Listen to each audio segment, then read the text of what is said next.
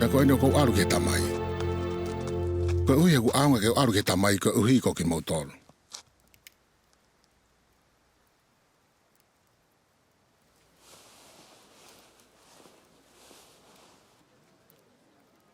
Ni whai, mau ke tamai haku hingoa i he fu'u loto lahi.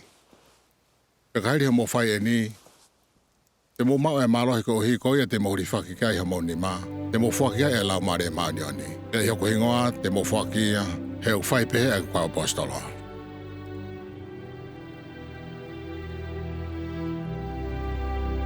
Te ke mau e malohi e te ia i rifaki ai ho ni ma, te whaki e lau mare maani ani, i haku hingoa.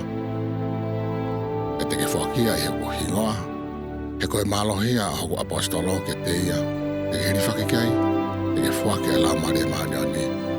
Matonai ha, te ke ui ke tamai i haku hingoa, te ke loto tāma, te ke hiri ho whai e ni, te ke mau e malohia ke te ia, te ke hiri whakia i honi ma.